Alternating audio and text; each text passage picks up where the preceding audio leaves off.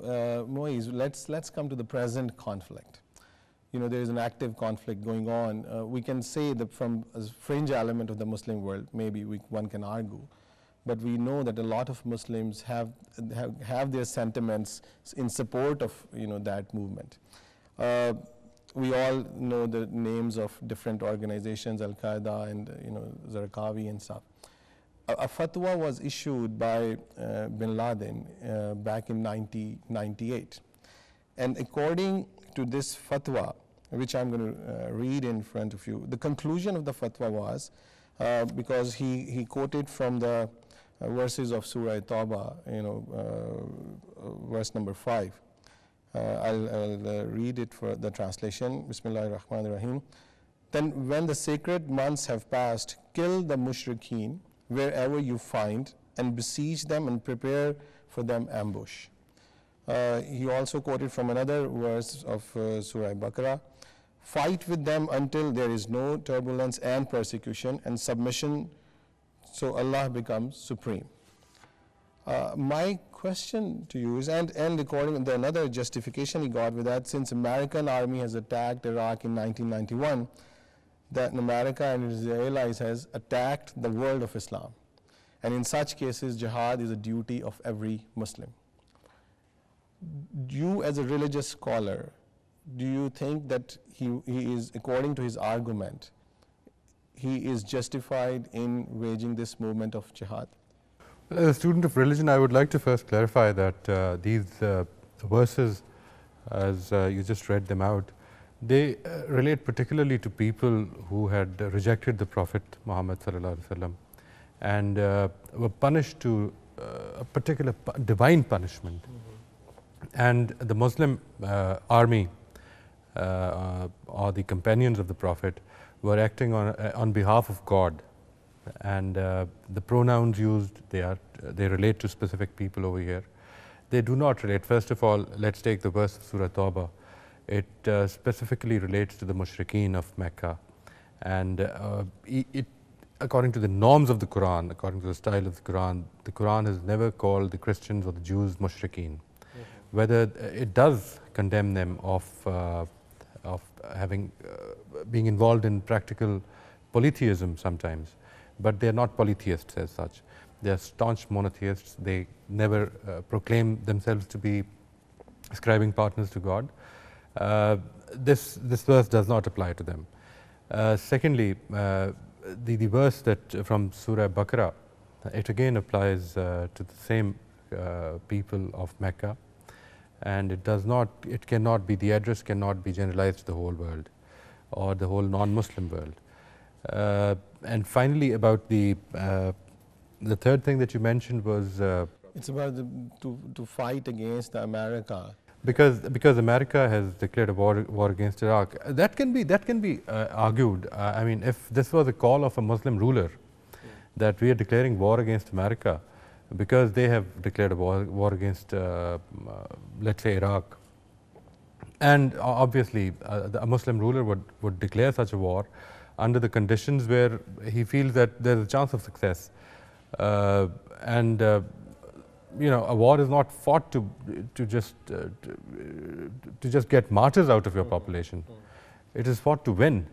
So if there was a chance of victory and a Muslim ruler had declared given such a declaration, it would have been quite considerable. But as I said earlier, and as Asif also mentioned, the authority, the jurisdiction of declaring jihad or declaring a war is not with any Muslim scholar or a student of religion or a freedom fighter even.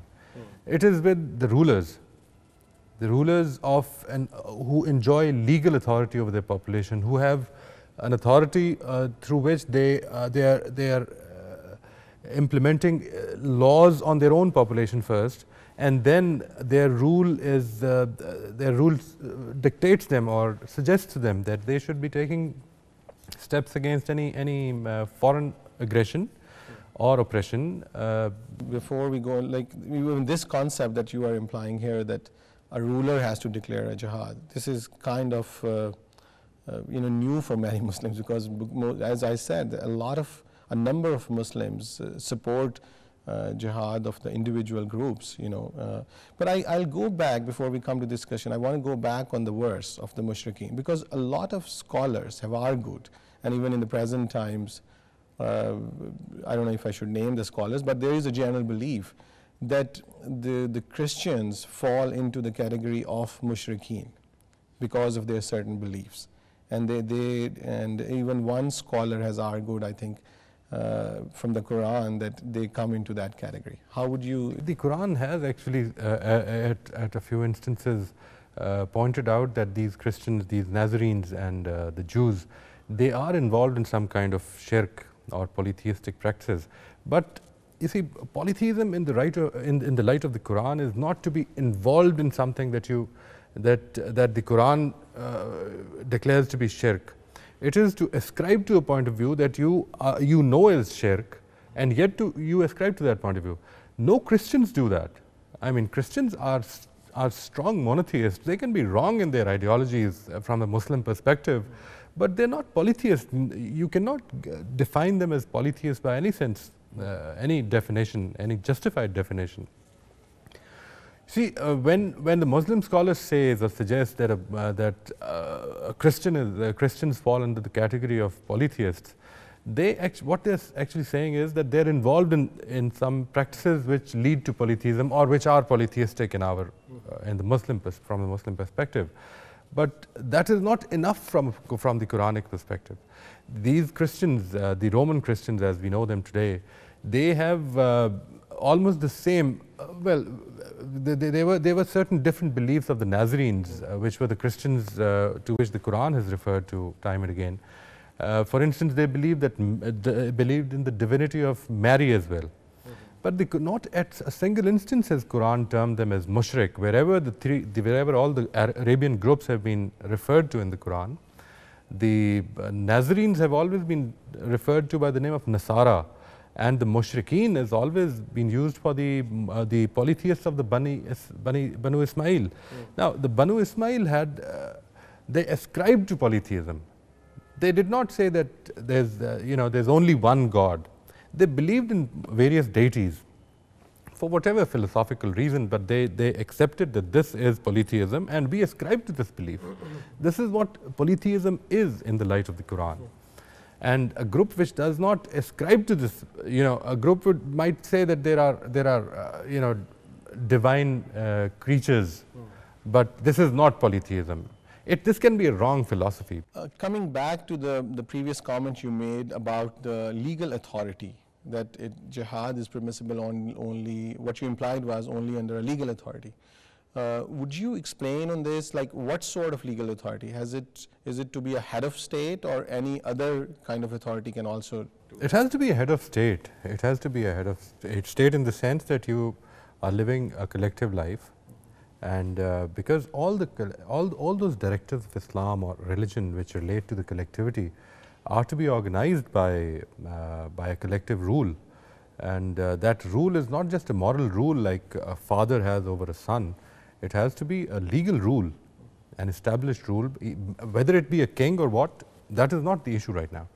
It has to be a rule accepted by the population, because this is going to, all these actions that would be taken in the scope of jihad, they are not just going to be, they're not just going to be victorious always.